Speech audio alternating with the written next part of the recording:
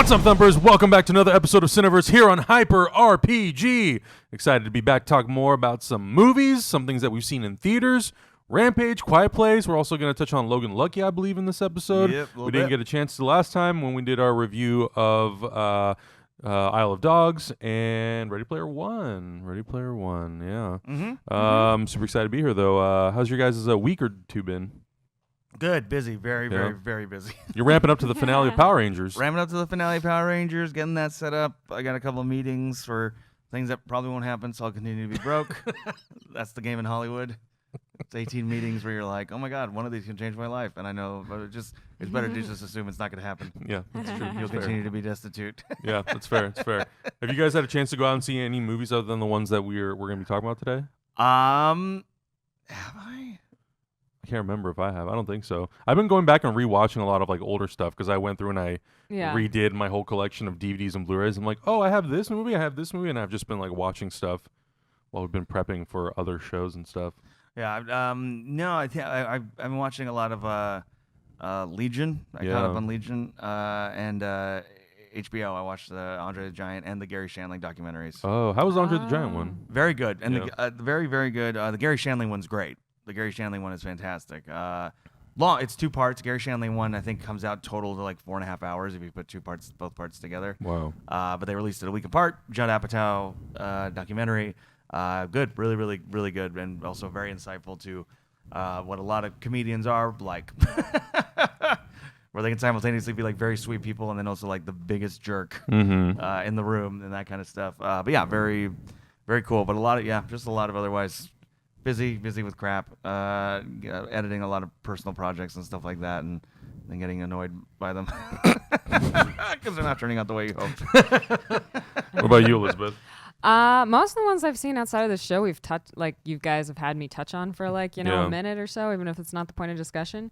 This is kind of, I would say like the only bigger movie that I haven't seen. Oh no, there's 2. I Feel Pretty is out. And I do want to see, I almost saw it last night, but I didn't. I do want to see it because I like Trainwreck.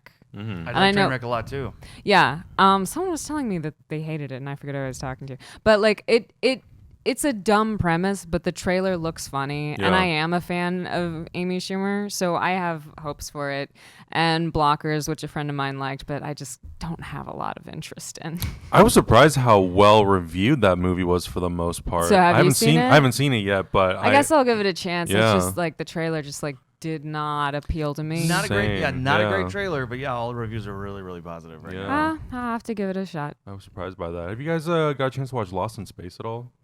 I started the pilot and then I got busy with other stuff, but I want to go back and finish it. I think me and Emma are going to try and review it at some point. Oh, that'd be cool. I want to get on that. I still need to finish Wild Wild Country. I got one more episode of that to go. Mm-hmm. Pretty much everything Netflix documentary wise, I get really into. Yeah. Nice. But it's also that's the difference is like movie theaters close at midnight and I'll sometimes be up till 5 a.m. So it's like, what's on Netflix? Yeah. Or it's you at the gym, and I'm like, oh, Cameron's working out. Where I'll usually the only 2 people who are awake at like 3 a.m. But I'll have my iPad usually up on the Stairmaster. So, I mean, that's actually another way I've been catching up on stuff is like, I have an iPad, so like I'll throw on, like I've watched all the David Letterman Netflix shows stuff. Oh, I love those. I really like those a lot. At the gym, I put it on the treadmill. Yeah, that's a good thing for a gym. I did it while I was cooking. It's a good show where you can do other things because, it's an interview. Yeah, exactly. Like this show. Yeah, I like this show. So this episode we're going to be talking about the 2 movies and also movie news. We want to talk about between the last episode and this one.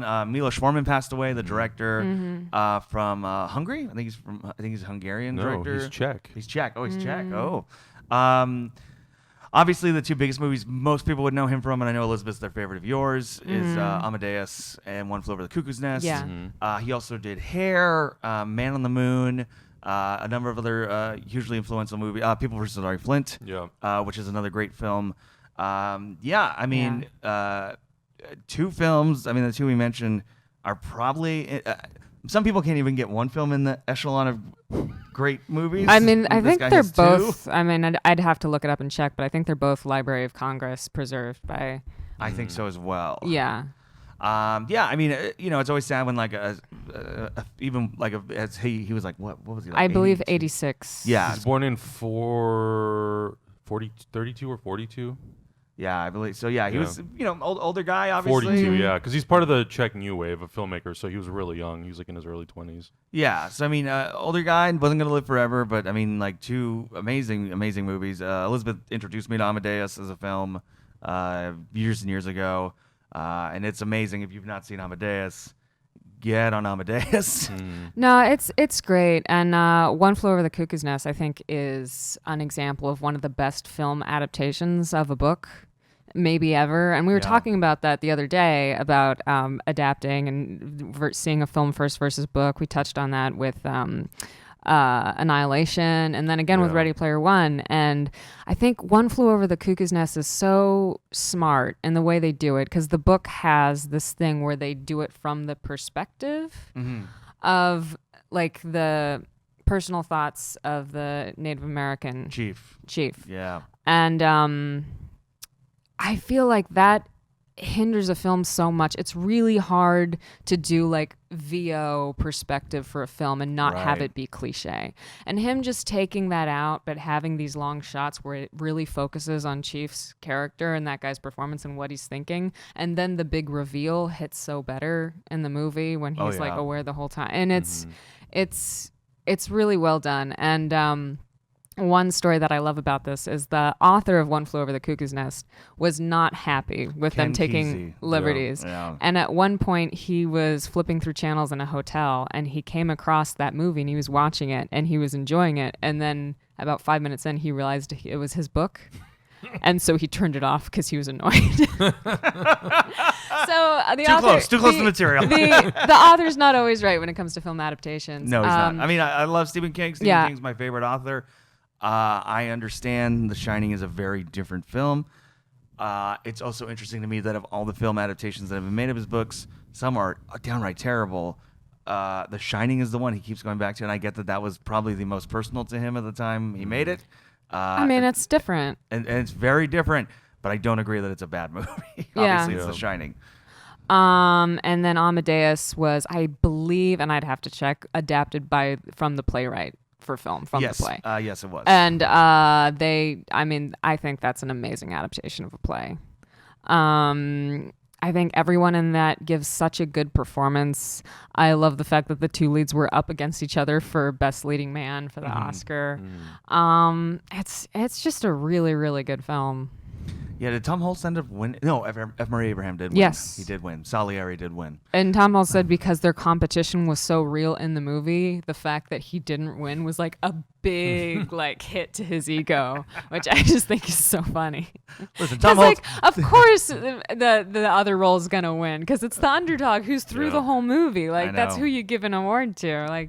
Yeah, I don't know. It was on Netflix forever. I don't know if it still is, but if it isn't, Amadeus, it's definitely worth watching. It's a must-watch. And I do want to give People vs. Larry Flint. I really love. I think it's a great movie. I think Woody Harrelson.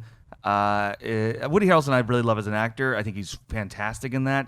One tweet that got a lot of buzz when Milos Forman passed away is he said this director was so good he got two amazing performances at Courtney Love, which is People vs. Larry Flint and Man on the Moon, and two very different kinds of performances. Yeah. And Man on the Moon, which kind of became news again this last year because of the documentary Jim and Andy. And you can see Milo in the background dealing with that. Yeah. So that's maybe worth a watch.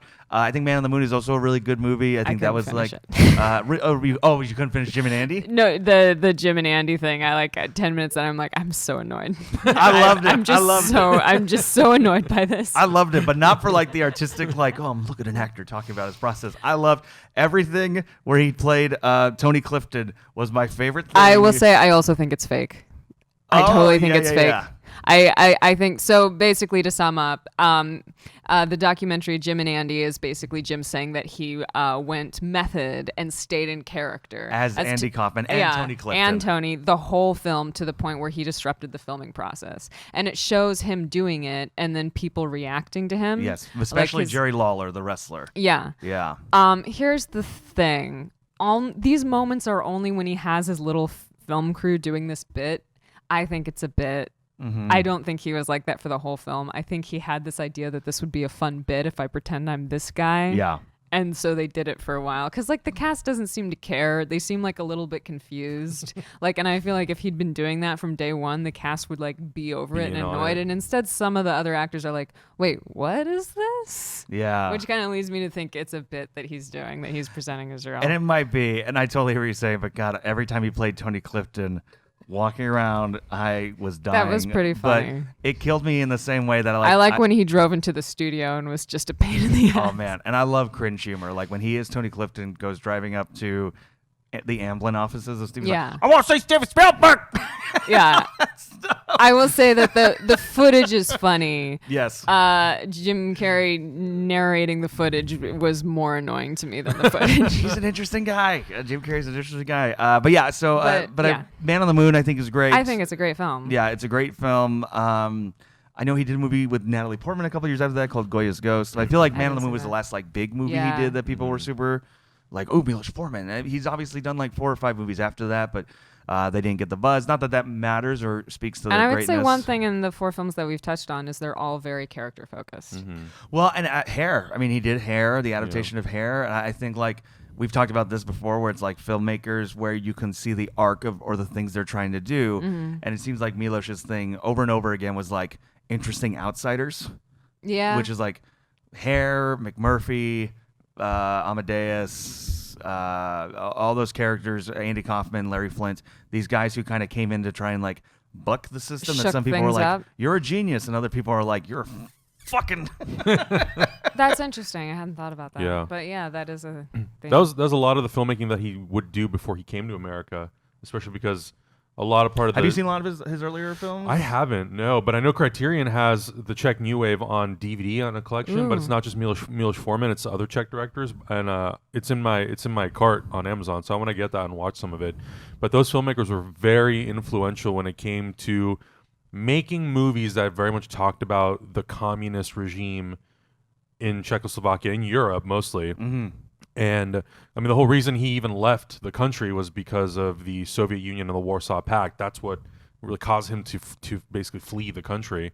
A really interesting background. He thought his dad was one person, and it ended up being somebody else who was a Jew who was interrogated and killed by the Germans, by the Nazis. And his mother died at Auschwitz when he was like 16. So he grew up with like other members of his family. He didn't have his actual parents around him. But really interesting sort of backstory and how him and these several other filmmakers really helped change sort of the narrative of communism in Europe, and in Czechoslovakia, and how that influenced people.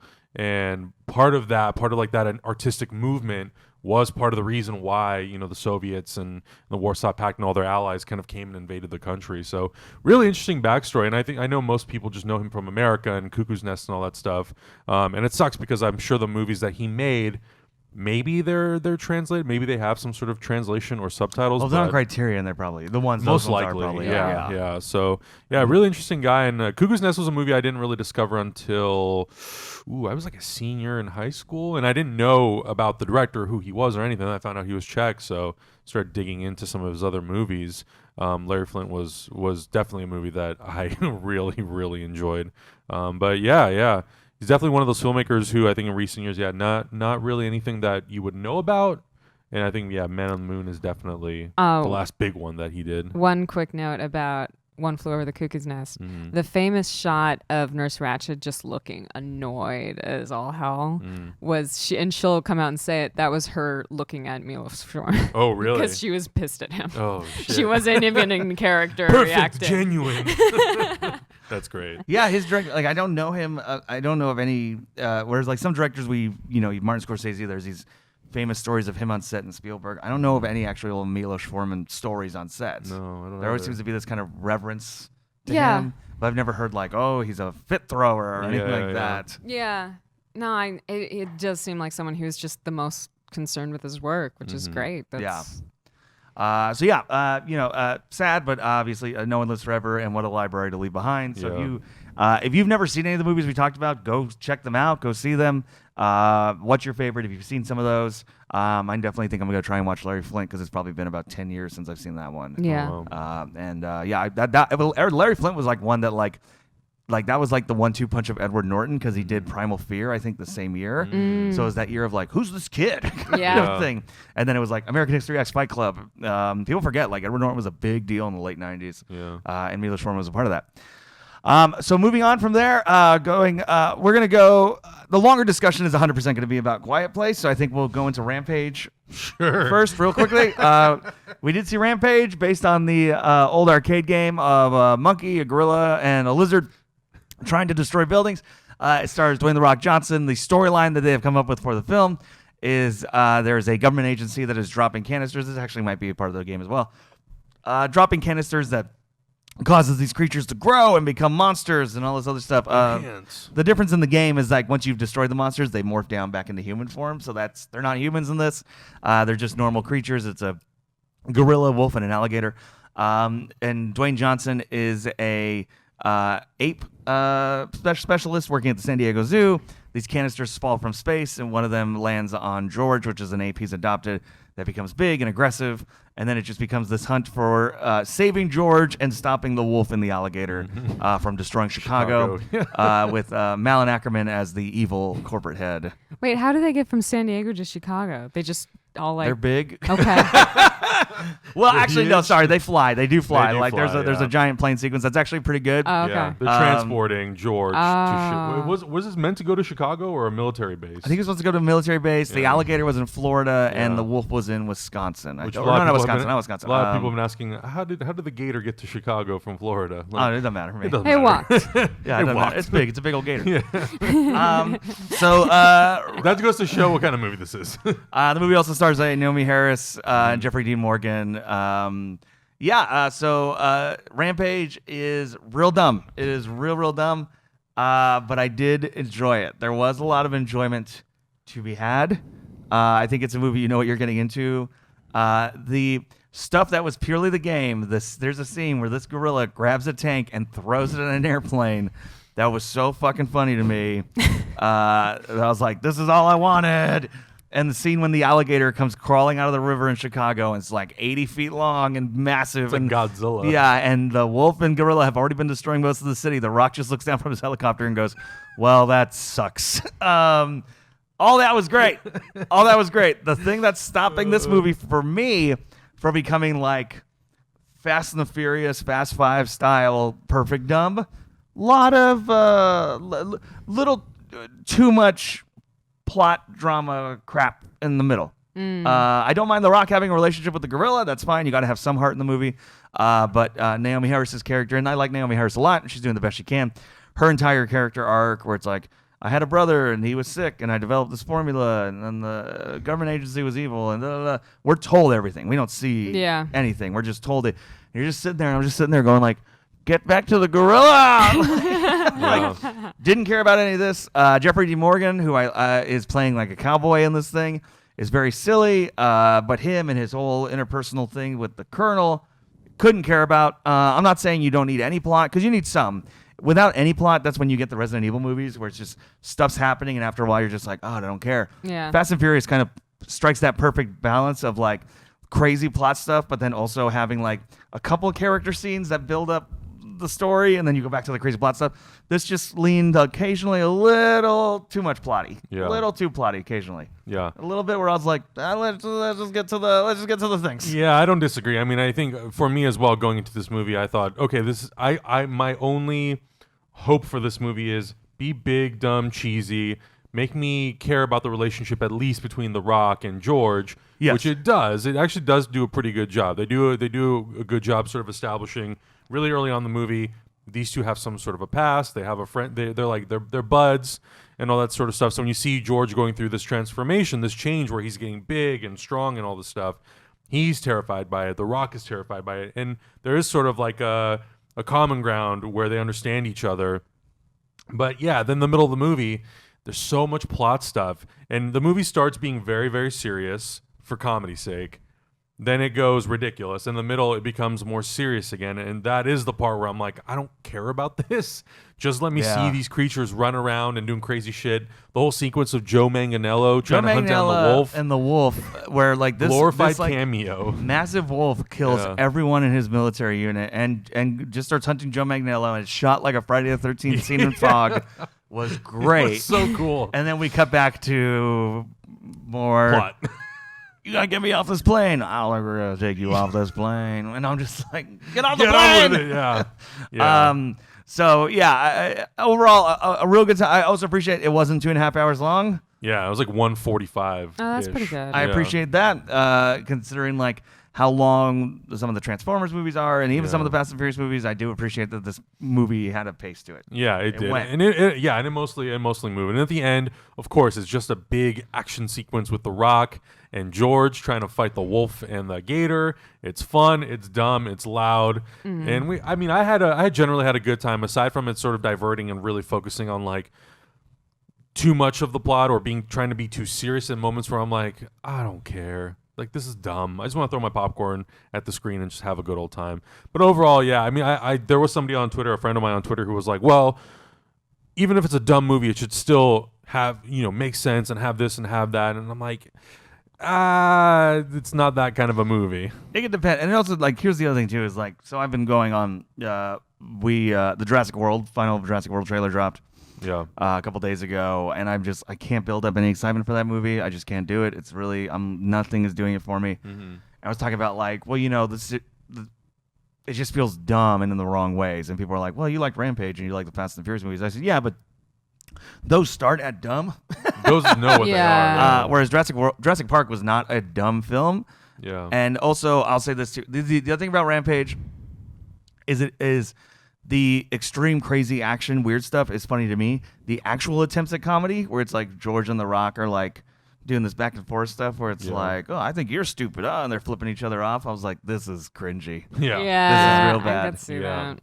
And that's how I feel. The sex jokes at the end, I'm like, unnecessary. That's how I feel a little bit about Jurassic World. Yeah. Like Chris Pratt gets smooshed by the T-Rex head, and they're like, "Are you okay?" And he goes, "I'm fine," in a Simpsons voice, and I'm just like, not necessary. Oh God, yeah. So like the legitimate attempts at humor don't work for me usually. Yeah. So yeah, Rampage. I'd say go see it. It's fun. It's on the big screen. It's silly. Just there's a chunk in the middle that probably could have been peppier. Yeah, exactly. That's the way to put it. So easy transition into actually. So let's transition into Logan Lucky. Oh yeah. Which is our required viewing. Yeah. For the week. So Adam, this was your pick. Yeah, this was my pick. This is a movie that came out last year, and not that it was kind of swept under the radar, but it was a movie that I really wanted to go see, and I didn't get a chance to go see it. Directed by Steven Soderbergh. Channing Tatum is in it. Oh my God, I'm blanking. Adam Driver is in it as well. Really good cast. Riley Cuff. Really good cast. Really interesting premise. These guys basically are two brothers who work at a bar. One of the brothers works at a bar. The other one is a divorced dad, and it's in the middle. It's in the middle of in Hicksville, and the whole point of the movie is they're trying to go to NASCAR, and they're trying to basically steal all the money that's being made during the weekend of this race, and it kind of turns up being a little bit of like an Ocean's 11 movie, and I was surprised by how much I actually really liked it. So there's a couple things to talk about prior. Is like so Steven Soderbergh had said he was retiring from film. He said that quite a few times. I feel like. Well, he said though no, he said he was going to retire, and then he did Behind the Candelabra. Right. The Michael Douglas, Matt Damon movie for HBO. And that was his last movie. And he said, like, that's it. That's my last one. I'm done. And his main reasons behind it was it sounds like at the end of the day, a big part of it was Che, doing those two Che films with Benicio del Toro. Right. Is he said he put all this, he felt like he really put a lot into that movie. And they're great. They're really great. They're on Criterion. Put a lot into it, really tried, really hard, really wanted to make those work. And, they were out for 1 week. No one cared. And everyone wrote these off as like these giant bomb. And he's like, I didn't have a fucking superhero in it. No one gave a shit. Yeah. Came and went, blah, blah, blah. And he's since then kind of done interviews where he said like the business of filmmaking is broken. And there's been a lot of these different interviews from great filmmakers. Steven Spielberg, George Lucas did one. Kevin Smith did one. Where basically he said, in the 90s, you could make a $5 million movie. And if it made so much, it was a profit. He goes, but now it basically was a big conversation about marketing. That marketing is making movies too expensive. And he said at the end of the day, studios are only willing to take chances on like $150 million superhero movie and then spend $150 million on marketing because it probably will make $300 million. Yeah. Just curiosity, and because it's a name brand thing, people will go see it. It'll be worth the investment. Yeah. He's like, if I want to go make a $20 million movie, they then spend $100 million on marketing. And so now my movie needs to make $240 million. Well, that's happening in the 90s too. I've heard of movies in the 90s that just bombed or got no real promotion because they weren't willing to do it on a small scale. Yeah. And so he's talked about that. There's that frustration about. He's like, I make fun little character pieces. They're not going to make $240 million. Yeah. They're just not. Yeah. So he said he wanted to do TV. He did 2 seasons of The Nick with Clive Owen. That was his show. He directed and edited it. And it was really good. The Nick was a really good show. He just had a thing premiere on HBO not that long ago. So it looked like he was going to be doing TV. And then it was announced that he was doing this Logan Lucky movie. And some people were like, well, why? What is it about this movie that brought him out of retirement? Yeah. You know, and I think Bleecker Street Studios, it's his. Yeah. It's his studio, released it. And I guess whatever deal he had made with the distributor was like he would be in charge of marketing. He'd be in charge of how much it costs, this, that, and the other. And then what also ended up coming out is the screenwriter was actually his wife. Oh. Did not know that. Yeah, is a different credited person that Steven Soderbergh was like, I swear this person exists. They're real, blah, blah, blah, blah, blah. And then it came out eventually that the screenwriter was Jules Asner, I believe, is his wife. Interesting. That she wrote the screenplay. And the reason they said that they kept that down was because they didn't want reporting to be understandably that, oh, he's just making his wife's movie. Sure. That they wanted to like actually be the movie, let the movie be the movie. And the movie's great. It's really, really good. It's essentially he's blue collar, Ocean's 11, construction worker. Channing Tatum, Adam Driver are brothers.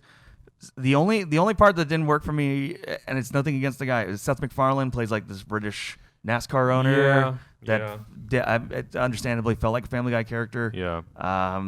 Just the accent's so weird. It is.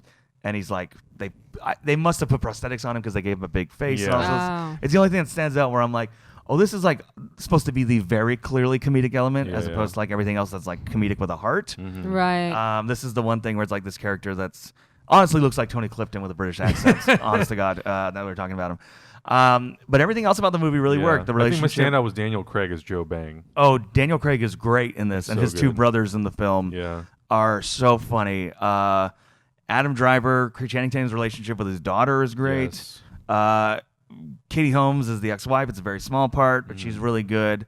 Yeah, there's so much about them. Oh, and Rilo Kiley, who plays their sister, is fantastic. She is really good. Yeah. Yeah, that's the thing. Is like there's a movie with like a lot of great little parts, but it goes, for lack of a better way, kind of like the first Ocean's movie. It just goes down very smoothly. It's a very easy, fun watch, but it's got a lot of heart to it, so you're really invested. And it is very funny. Daniel Craig really does steal the show as Joe Bang. Yeah. There's this amazing scene with Dwight Yoakam plays the warden of the prison they break Daniel Craig out of. So to make it unknown that Daniel Craig had broken out of the prison, they do prisoners he's friends with do a prison riot. Yeah. And so they hold the guards hostage. And one of their demands is to know why the most recent Game of Thrones book hasn't come out yet. And so you have Dwight Yoakam being like, Dwight Yoakam's like, I looked it up on the Wikipedia page. I understand he said it was supposed to be out 2 years ago, but his publisher said it's delayed. And the prisoner goes, they like board up all the windows. It's very funny. Yeah. And it's also like an hour 42. Another kind of quick. Yeah, it's a really short, quick little movie. but perfect. I'm kind of bummed it didn't do better. Yeah. Because again, like it kind of seemed like Soderbergh was like, I'm going to control the marketing. We're going to control all this other stuff. And it made its money back, but it didn't set the world on fire. Yeah, it seems like it was a pretty low budget movie, but I thought the way they utilized all the money and they really made the value and the production value of that movie, it looks really good. Yeah, using the Charlotte Motor Speedway and all that stuff, like you feel like it had a pretty decent budget backing it, and even how everything is shot in terms of the heist and how they very Ocean's 11 in the sense that like you go through and you experience the heist and then at the end of it, they sort of like peel back and reveal how the whole heist occurred. Yeah. And I like that because I thought Ocean's 11 actually did that extremely well too. That was probably like one of my favorite parts of that whole movie. And this movie basically does a very similar thing and does it exceptionally well. And I'm sure that this movie was made for, if not a third of the budget for Ocean's 11, probably. I think 20 million. Yeah, like a really small budget, but it was really well done. Yeah, and Channing Tatum is one of those actors that, as he sort of started making his name in the industry, I was like, I don't know about this guy. I don't know. But with every movie and every sort of more, I guess, serious and or diverse role, because 21 Jump Street to me was like, Channing Tatum doing comedy, that's really weird. Well, there was two big things that happened. First was 21 Jump Street was a big one, but also around that same time, he did Haywire with Soderbergh. And I remember when Haywire was coming out, a lot of people were like, Soderbergh's working with Channing Tatum. Yeah, exactly. Because Channing Tatum at that point was the dance movie guy, Step-up guy, and then the bad G.I. Joe movie. So everyone was like, oh, just some pretty boy who's terrible. Yep. But then he does Haywire, and it's a very small part in Haywire, but people were like, it wasn't bad. He actually was really good in those couple scenes he was in. And then they did Side Effects next, I think. Yeah. Soderbergh again with Channing Tatum. A lot of people were like, oh, wow, why Soderbergh want to work with Channing Tatum? And people are still kind of making jokes. The film intelligentsia. And he got a much bigger role, and he was really good in that. And then he does Magic Mike. Yeah. And Magic Mike comes That really right pops after off. that he wrote with Soderbergh. And it's like, so it's both 21 Jump Street and Magic Mike. And now people love Channing Tatum. Yeah. People are all about Channing Tatum. Yeah. And I think Soderbergh's a big part of that. 21 Jump Street helped, of course. Sure. Like, they're both big parts That of was a that. good But I start. think if it was just 21 Jump Street and he was then also still doing those Nicholas Sparks romance films, people would have been like, man, he's funny. Too bad he keeps doing these. But because he worked with Soderbergh now 6 times, people are That's like, a lot. he's Holy good. shit. He's really good. Yeah. Adam Driver is great in it. Adam Driver has this like interesting, because in Star Wars we've only seen him being very serious, and I haven't seen Girls, so I don't really know what kind of a character he plays, whether it's serious or comedic or both. But in this, he It's has sort serious of like a that dry, makes it's a seriousness that's supposed to be comedic because he's so serious about the things around him. And in this, I feel like Soderbergh was able to take advantage of that in the perfect moments, and the fact that he has like a prosthetic arm and all this stuff, like really capitalizing on that. And Adam Driver's deliveries and how he sort of plays into that is so fucking good. It's so perfect. Adam Driver is so great. And Riley Cuff is really good. I mean, the only thing that I've seen her in was Mad Max Fury Road, and her role is so small. Yeah. She doesn't. I don't even think she really has any dialogue in that movie. If she does, it's very minimal. She's the one who bonds with what's his name, Nicholas. Nicholas Holt's character. Yeah. We got a subscriber. Good news if you hear that. We got a subscriber. Yeah. But she's really good in it. Yeah. She's really good. Didn't know she was Elvis's granddaughter, which Yep. is interesting. Yep. Not that that matters to the movie. No, I'm just no. like, oh, really? Loved it. I know you didn't get a chance to see it. No, not yet. But I'm very interested to see what you think of it. Logan Lucky, check it out. It's on Amazon Prime. Yep. And with that, Elizabeth, it's your pick for required viewing for next week. Oh boy. pressure. You can think about it. Yeah. I for also sure. will Got say it was really refreshing to see Hillary Swank in a movie finally. Oh yeah, it'd be very funny. Yeah. Like funny in a weird, serious way. Yeah. Because I feel like I haven't seen her in anything like being prominently featured. So, and I honestly did not know she was in this movie. So it was nice to see her. I really like her. She's a I great agree. actor. So moving on to our big review, which is A Quiet Place. Yeah. It's funny, the two big movies we're talking about both are people communicating through sign language, which is kind of cool. A Quiet Place, directed by John Krasinski. He's one of the 3 writers on it as well. It stars Krasinski and Emily Blunt, and the film is about 89 days after what is seemingly an alien invasion. The world is pretty much destroyed, and people have to kind of live and take care of themselves. And the aliens hunt through sound, and so you have to be quiet and strategic and smart. And then we jump ahead 400 days, and Emily Blunt is pregnant. John Krasinski's got a bigger beard, and they are down a kid. And it's just kind of this family trying to survive, and John Krasinski trying to teach his children how to survive in this new land. The movie is a tight hour and a half, which I loved. I was like, oh man, when's the last time a horror movie's been like a good, like, that's the thing. I'm a fan of 80s horror when movies are like 85 minutes. Yep. You're in and out. This is, it was perfect. And it's it was a big hit. It was a huge hit. It opened at $50 million, which surprised a lot of people. I mean, the movies have been getting like amazing reviews, but it surprised. I think people were thinking like, a little horror movie, which the marketing's been good and the marketing's been very good, but it's not being pushed like a Marvel movie or anything like that. So I think people thought like, oh, it'll open at a very respectful 25. But this is also a really good time for a movie like that because there's not like everything else that's out that is kind of being promoted mainstream is a comedy. Mm-hmm. Yes. So I think this is a really smart time to release it. Yeah, it was because I mean last year we had Get Out and that came out in February. So this movie sort of following that trend of like, well, February, March, kind of a dead zone for movies of this sort of this kind. Let's take advantage of that. Yeah. Made for $17 million. And currently it stands at $167 million at the box office. Well done. Which is amazing. It's so crazy. And I mean, big credit to John Krasinski as well. Like, I have not seen his other 2 films, but usually the trend, not always, but usually the trend when an actor becomes a director, they tend to direct a lot of very dialogue-heavy films, which makes sense. And his first 2 films, again, having not seen them, look like that. His first film is called, like, I think Monologues from Awful Men or something like that. Like the word monologue is literally in there. The second film, Howlers, came out last year, which is like a comedy about a family.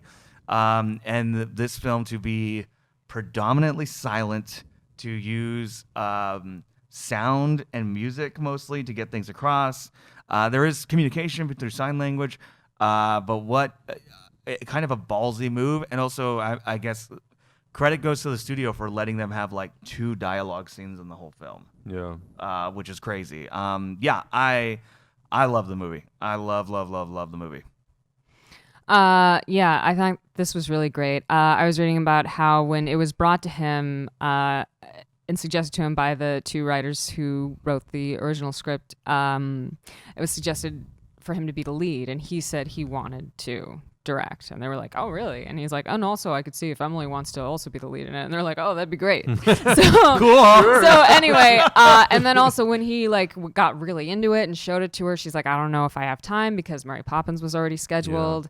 And then when she read the script, she goes, okay, I have to do this. I'm in it. No one else can be in it. And they are so good together as a couple. I know being a real life couple definitely, I'm sure, helps, but just the amount that they're able to communicate physically with each other with their Emily Blunt has a sequence by herself in the house where she is so good. Yeah. She's just so good at portraying. You feel like everything she's conflicted with, everything she's afraid of, and just the fact that everyone's so determined to survive is great. And you kind of see the stakes and the characters, their issues that they have with each other and what they want is very clear. It's a very actory movie in that sense because it's one of maybe the most character-based horror films I've seen in I don't know how long. Yeah, you're only really dealing with the family. If you've seen the trailers, there is 1 or 2 other people who make appearances, but for the most part, there's just one. Yeah.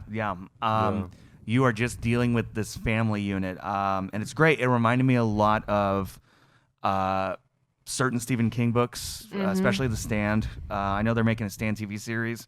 I think John Booth is making. I'm like, just let John Krasinski consult. Cormac McCarthy. It reminded me a lot of some Cormac McCarthy stuff. Obviously, especially The Road, because there's a lot of stuff in this movie that made me think of other films. Of course, that's not a bad thing though. That's been a tradition in horror. But it's how it's done, and I think in this it's done so well. The actress who's playing the daughter is deaf in real life.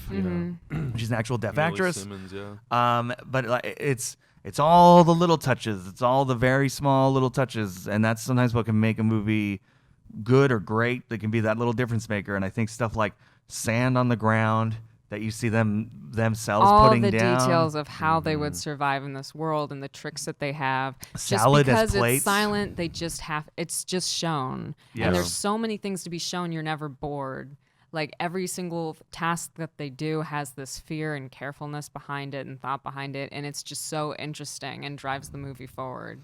Well, I think it's also, it's a movie also that's about, and this is what I like about horror movies, is like theme and what it's trying to do, and character dynamics and character moments. And that's where sometimes, like, I'm seeing it, and it's the internet community, it's the internet culture, a lot of like nitpicking about the movie and logic and this, that, and the other, and blah, blah, blah. And I feel like for the most part, and I have like a thing or two here and there, but it's like I'm willing to admit that's a me thing and not a movie problem. Yeah. One of the ones I've seen a lot recently is how does this family have electricity? Because if they have they'd have to have a generator, and those are loud and blah blah blah. And I can get that, but I'm also willing to go like, oh, whatever. Who cares? It's not important. That's not what the movie's necessarily. But it's also, about. as they talk about in the waterfall, it's a change of sound. If there's a sound that's always there. Oh no, but it's like, how do they have electricity? Yeah. No, but I know, but like a generator would be a sustained sound. Yeah. So that would always be there. And if it's not a person, then they wouldn't attack it. Yeah, that's also true. But yeah. it's one of those things that I'm like, who fucking cares? It's not the point of the movie. I know CinemaSins would have a field day with this film, Of but course. and people would go like, "That's honest criticism." I mean, there's a lot of things like why didn't they make all these noise things everywhere? So the whole thing was just noise, and it's like, I guess, but I don't want to see that. I did have right. one person hit me up. I don't want to see a movie where they're just like playing with bubble wrap the whole time. That's silly. Not entertaining. Yeah, there's a great Hitchcock quote, and it has to deal with logic, and I think it's on the Truffaut when him and Truffaut were talking to each other, and Hitchcock basically said, I don't have my characters call the cops right away because it's boring. Yeah, it's true. Yeah. And that's the thing. At the end of the day, these are still stories. Yeah. And I think that's something people have to realize. It's logic is something that's good in movies, and plot is good in movies. But at the same time, no one ever, when they're talking about their favorite movie. And I know someone right now in the comments gonna be like, I do, but it's fine. When they talk about their favorite movies, no one ever talks about, I love the logic and the plot. My favorite thing about Die Hard is logic and plot. That's not a thing anyone really cares about. It's good to have. I'm not saying it's not important. I mean, you want to strive for it, because if your film is just all over the place and makes no sense, then it takes you out of it. Sure. And those are the problems with the Transformers movies, which maybe to some extent also we're bringing out Michael Bay as a producer on this movie. Yeah.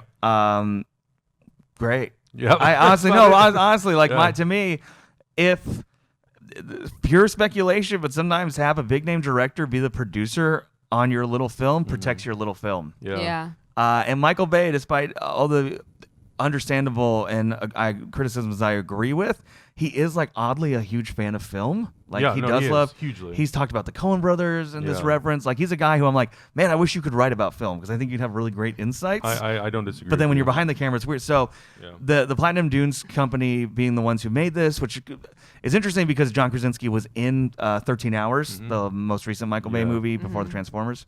So I mean, if John Krasinski was able to get this movie made because he went to Michael Bay and was like, I have the script, great. Yeah. I want Michael Bay to get that credit. Yeah, for sure. Great. I'm sorry he messed up Turtles, everybody, but we got this movie, so I'm willing to be fine with it. Yeah. No, but I think you're right, though, when you're talking about the relationship between the two characters. I think the reason why it was so strong, I'm sure a lot of it has to do with the fact that they're a real-life couple. Mm-hmm. And to me, it worked so incredibly well without dialogue. It's all physical. You know, it's just watching those two express emotion to the best of their ability without being able to say it. And I feel like it comes through so incredibly well between them on screen. The little kids, particularly the girl Millie who plays the daughter, is so incredibly good. She has great range, and I had no idea that she was actually deaf, and I had no idea that John Krasinski was like, no, absolutely 100%, it has to be a deaf actor playing this role. Because he said it really sort of informed a lot of how we were going to make this movie, and incorporating sign language into the movie, which I thought was an incredible way. Yeah. Even if she wasn't deaf as a character and or in real life, to incorporate that into the story was really great. But to have that be a part of the actual story was amazing. And it also, go ahead. No, it helps add to the realism if you have a character who signs the cleanest when she is upset or emotional, or it's an extension of herself, versus everyone else who had to learn sign language in the last 89 days, which, was probably about the amount of time they spent learning it for the film. Yeah. So like that all works. Well, I don't know. I think their family would have known since she was born that way. Oh, that's true. But still, like, they would have to develop it as an adult. Like it wouldn't be something that they grew up with, and it would still like be a second language to them. Yeah. And what's great about it too is like I think the reason it's getting the praise it's getting is it's actually, honestly, it's very simple. It is. And it's a simple monster movie with a family, and that's sort of it. There's not a twist. There's not like suddenly, oh, this is actually the thing, or this is all a thing in his mind. He's crazy and killed his family at the beginning of the movie. There's none of that stuff. It's just a very simple monster story, but it's told very well. It's shot very well. it's tight, and it just is all then about like the character dynamics, and again those little details, those little things. Like it's stuff where I'm like, oh, that's so smart. Where it's like them playing Monopoly with little felt. Yep. Yeah. You know what I mean? Or we're like, I love the salad. The salad is a bowl. Yeah. Because you don't have glass clinking. Oh, and stuff I have like a that. question. Like, how did those raccoons get away with being raccoons for so long? Do you remember? Like, I'm just like, how did these two get away As with soon as it? I saw those two, I was like, you guys are done. You guys, You're you done. guys, one. but Yeah. oh, really? The other fat raccoon The other ran fat away? raccoon got away. Yeah, Man, that's true. because like they don't know to be quiet. Yeah. Like, I mean, that's another thought I had is just like there are no dogs in this world. No. No, you couldn't have a dog. No. And that's the thing. Like some people are, and what I love about horror movies and good horror, and Stephen King does this a lot, where it's like, what's the worst thing that can happen? Let's have that happen. How Yeah. do I get out of that? What's the worst thing that can happen now in this? Let's have that. Yeah. And that movie did it. The fact that she's pregnant, and I've seen a lot of people nitpick that too, where they're like, why would you have a baby in this world? And I'm like, But 'cause they it's a also, story. I know, I love each think other. they totally justified that. I think the reason she wanted to keep it was because of the son. Of course. And Yeah. I feel like I think they they do too. totally No, I sold agree with that. you. Yeah. No, I I agree with completely you. agree, yeah. But you have that, and yeah, every little thing, the nail, which I knew Oh you my knew. God. I didn't know how that would come back, but you knew it'd come back. that was so fucking stressful. The nail was amazing. She was great. Every little, like, again, like, what's the worst thing that can happen? Let's Yeah. have that happen. How do they get out of it? What's the And worst? you know what? I will also say that the trailer, and I don't know how much control they had over it, was very smart. The trailer showed enough to get you excited about the movie, but it Yes. didn't really give anything away. It showed her trying to give birth in the bath, which is horrifying, but they didn't show any of the steps that made it way more horrifying than in Yeah. the trailer. So I'll say this. And then they showed just the opening shot of that kid, but they don't tell you what happens to the kid. Yeah. Like, so when that happens, it's still a surprise when Yeah. you see it. And the jump scares are justified in this, which I think are great. Yeah. It's great to see a movie where jump scares are justified because the whole thing is about being quiet. So therefore, noise would make you, you know what I mean? Yeah. And I can't praise the sound design enough. Every Yeah. time it cut That's very to the daughter, the sound muted and muffled, Yeah. and that was great. The score by Marco Beltrami, who did Logan, so now he's really got a good niche going He of Yeah. like did an excellent job. post-apocalyptic things with daughters and fathers. I really love the score. It's very also, like the movie. It's very simple. Yeah. Yeah, It's like the 3 score, piano notes. The score uses elements we've definitely heard in horror scores before, but like he uses it very well, and it's what you need. Like we didn't need to be like I love the score from It Follows, but this didn't need an It Follows score. No, it didn't need. Yeah, no, it didn't. I love that score too. But yeah, this is a different kind of thing. And there's also what makes it work too. At the end of the day, is it has a lot of, because it is about a family. It has a lot of heart to it. There's like a lot of Totally. just sadness and melancholy. And that's what made me think of like The Road, to some extent as well, as this kind of like need for a family to try and survive. It was great. There are some things here and there for me. I know you have a thing. The only thing I will mention is I would love to stop using the alien design from Alien. So the interesting thing about that, and I don't know how Okay. true this is. Apparently, this movie was at some point going to be part of the Cloverfield universe. Apparently, Well, I don't so know what if that's true. I've read interviews since then. Yeah. That was discussed in the screenwriting phrase, Gotcha. but when they went into production, that was already out the window. Gotcha. So That's why I thought, because we sort of had the same conversation of like, these aliens look like a cross between the Cloverfield monster and a Demogorgon from Stranger Things. Which is also hails from Alien. Yeah. the thing I thought about, and it also hails from Alien, was the tongue monster from Yes. Resident Evil. Oh yeah. I did like one of the things I did like in the design. I did kind of like the idea of the armored plating being like fish scales. Yeah. I thought that was pretty cool. That's cool, but like the head within a head and the Yeah. long black shape with the double mouths and then the Yeah. long legs, like it looks great. It looks great, but I feel like Not the most we've inspired relied design. on that design or like For long. for a very long, like ever since 79. yeah. Yeah. So we've had this 40 design years for 40 almost. years. Yeah. So we need to figure out something that's as good, which is hard, Yeah. you know, but These are my two things that are 100% me, not the movie, but me. Well, maybe one's I don't know. Anyway, there's and this is totally movie timeline stuff. A lot of movies do it. But for me, the first hour and 10 minutes of this movie was like perfect. I wouldn't change a thing. Nothing. And then she went into labor, and I was like, oh man, this is gonna be crazy. And all movies do this, and TV shows and sitcoms and everything, where it's like from labor to birth is like an hour. and I'm not saying the movie should have taken 3 days of her being in labor, but I was like, man, is the rest of this movie going to be this woman in labor as they're trying to get her around the house and everything? And also I'm like, how's that going to work? What a crazy idea. And then like it went from like water break to baby born in I think like the span of in movie time like an hour, maybe 2. Yeah, although I kind of wonder if like there's so much adrenaline if that maybe just happens. and maybe and that could happen, and that's maybe again women give birth faster if there's an alien next that to is you. Well, so interesting to bring that up because my best friend, him and his wife just had their second kid. They went to the hospital at 2. By 3:30, 4 o'clock, the baby was born. Wow. And they say the more kids you have, and this would have been the 5th or 4th. Fourth, yeah. They usually say once you have the first kid usually takes the longest. After that, the birthing process is very quick. And here's fair. Again, that's a me thing, not a movie thing. The other thing is like obviously, I mean, birth varies so much. 100%. 100% variables. I like the fact that they went this way because we got to figure out what their plan was with the baby. Yeah, I don't disagree with the with scene that. underneath, that was so cool to see, and like and having to deal with the baby and their plan and the plan going awry and all that. Like, I'm glad that was there too. Yeah, for versus sure. if she like gave birth to the baby at the very end, we would have missed all that. Right. Oh yeah, no, I agree. And the only other thing, and this is real nitpicky, minutia, tiny thing. So the underneath area where they had the mattress and everything, he leaves, and then the next time we go down there, it's her waking up and one of these things is standing out of the water. Yeah. Great, suspenseful scene. It was all well shot, well done. I loved everything about it. Everyone in my audience was like, but there was a little part of my brain that went, wait, how'd it get down there? I thought that too, but I just figured that there was a structural error if it was flooding.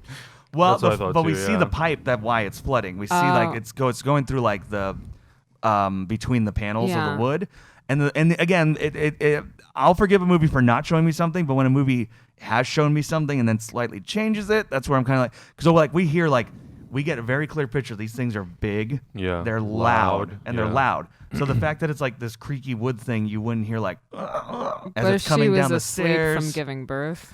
Maybe, and again, it's a me thing, but that was like one of those things that popped in my head. I was like, wait, when did it get down there? Yeah. Unless there was like another way to get in, but I they felt made like it. I didn't. I was like an audience member. I could almost be like, "Oh my god, how did it get down here? Oh shit!" Like I didn't need to see it. Yeah. I thought it was a really great, really suspenseful scene, but it was just one of those like little. It's similar to like in the. For me, it felt like if like in Jurassic Park. When they're doing the whole like, you gotta close the door because the raptor's grabbing the handle, and then they do the computer and they close the door and they're like, phew, and then they all turn and the camera goes like this and there's a raptor in the room. I'd be like, how'd that raptor get in there? Great scene, cool, but how'd that happen? And one thing, obviously spoiler, the ending. I know some people who didn't like the ending. I loved it. Yeah. What did you guys think? Like the very, very last. The very, very end. I did too. The ultimate like, I'm gonna fuck shit up. I was like, I'm all about it. I love was that all it in cut on that. there. I love that we didn't see it happen. I Yep. love that we saw it once. And there was a discovery. They had a plan, and then the credits. I thought that was We a didn't need to perfect see the time. rest of it. Yeah. I No. agree. No, I It agree literally with you. cuts to black, and I was there. I was sitting there. You were next to me, and I was like, "What? No!" But it's like I wouldn't have wanted to go any further No, because I it totally did- would have like yeah. taken away everything without. and this is where it can kind of get into the minutia. So the thing they end up doing that destroys the alien, you could easily nitpick that apart and kind of go, no government agency thought to do a high pitch, blah blah blah. But I'm like, whatever, I don't care. Again, It's about the family. It's not about the world. yeah, This isn't Independence Day. exactly. It's more. They don't- It's more signs than Independence Day. Yeah. If signs took place 300 days after the landing and they had no news and didn't know what the fuck was going on. Well, it's like they don't explain where the aliens are from. They don't really No, tell you they anything don't other need than to. I don't like, think they hey, need this to. is a family trying to fight for survival. Yes. So we basically have the same amount of knowledge that the family has, Oh. and we assume that the family doesn't know really anything because they're trying to tap in to different radio frequencies to try to contact people, Morse code, all this stuff.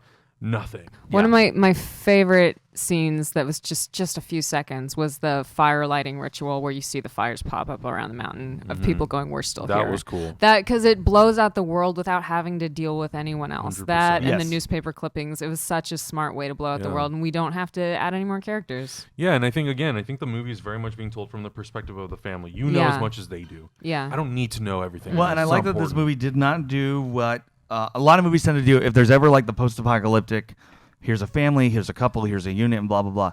The third acts are usually always the same, which is not all the time, but there's a lot of the same third acts, which is like an outsider shows up. That's not the monster. Exactly. It's usually like somebody coming in going like, y'all got food? Or something like that. And then he's the one who brings the monster in. Because there was a guy who wasn't part of the unit. You know what I mean? I loved how they dealt with the old man scene. I thought that was great. Perfect. Yeah. Beautiful. Yeah, him covering his son's mouth as his son covers his ears. So good. All again, the movie works because of all the little details. Little all the little moments. Yeah. I mean, the moment between John Krasinski and his son at the waterfall and being able to finally just sort of Oh, it was great. expel all that like rage and frustration. It was so good. And I think that's the really impressive thing about this movie. A little to no dialogue, but you feel the emotion, you feel the impact. Oh, yeah. Especially that scene at the end where John Krasinski. Yeah, I mean, you really feel for them, and I feel like that is sort of especially for a director who's primarily known as an actor, to come into your third film and to really go, okay, this is a challenge. How do I really sell the emotion and the value of the relationship between these people? Yep. And it worked incredibly well for me. It was so well done. Yeah, I loved it. I loved it. So, I mean, this year, two of my favorite movies, Annihilation and this. Yeah, so both good. great little films about characters simply told under 2 hours. Yep. Yeah. There's something about a movie that's like, here's the story, let's go. Yeah. No, I love that horror's getting smart. Mm-hmm. Yeah. Again, like I feel like it follows in some Babadook, and it's like bringing in this new wave of like smart horror films. That last year we had on- It Comes at Night, yeah, which I that loved. too. I know that was a controversial film for a lot of people, but I loved it. And I'm really excited for Hereditary. I feel like that's going to be another one of those like small horror films that really does Grabs what it does people. very well. Yeah, I hope it doesn't get buried because it comes out in June and it's got a lot of big movies coming. Well, It Follows like, did the around it. same thing where Yeah. it was like marketed for a long time and then came out in the summer. Yeah. Yeah, it also going to depend on how many theaters it's in. Yeah, true. But yeah, guys, obviously, Quiet Place. If you have not seen it, go see it. Elizabeth took her whole family. Yeah. My mom was going to watch it today actually because she loves The Office and she loves John Krasinski. So her and my brother are going. I hope he talks to the camera. I hope the monsters come in and he goes. Probably his kid did it and he's like. That'd be amazing. But yeah, so Elizabeth, do you have a required viewing for next week? Oh gosh. Because next week, here's probably what we're going to do. Avengers coming out. That's going to be huge. I know you want to see it. I know Malika also wants to talk about it. Is I Feel Pretty. So Yeah. we're probably going to talk about I Feel Pretty. I know, obviously, Hyperheroes is going to cover Avengers. Yep. But Elizabeth, if you see it, we can also do our own kind of Avengers thing here. Okay. So it might be a combo of I Feel Pretty with Infinity War, which, what a double bill. Yeah. Let me think about it and we'll put it in the comments or description. Okay, Cool. cool. Well, guys, as for everything else, thank you so much for watching. For those of you who don't know, we have a Patreon. We revamped our Patreon, and part of our thing on the Patreon here is to get early access to the show. We're also having a discussion about maybe, like Hyperheroes, making the show live so that you guys can watch it with us, and then we can comment with Respond you to guys and comments stuff like and that. yeah. Yeah. And that's something we'd love to start doing. So to do that, you just got to go to patreon.com/hyperrpg and jump in there. Yeah. Every dollar helps. Every little bit helps. Yeah, we'll just start knocking out those tiers. As for everything else, guys, let us know about the movies we talked about, what you think, if you saw them, if you didn't see them, did we make you want to go see them? Love to hear all that. As for everything else, Elizabeth, where can people find you online? You can follow me on Twitter and Instagram at FordPrefixKid. Adam. You can just find me here every week doing Hyper Heroes and on all socials under Adam Hlavik. And like Cameron said, we definitely, if you guys have things you would like to suggest, and we are definitely considering maybe trying to put in a tier for this show. If you would like that, let us know in the comments below. If you're a patron, let us know on Patreon as well. And as for me, twitter.com/Jurassic Alien. You can go and tune in to Power Rangers, Blood Curdling Tales of Terror, Indomitable. Those are the major things. And by the time this show comes out, I think it'll happen. On Thursday of this week, I'm doing Avengers What If RPG. Where basically I'm rewriting Infinity War as the GM. So tune into that. That'll be Thursday at 2 o'clock. But otherwise, guys, thank you so much for watching Cineverse. We'll see you all next week.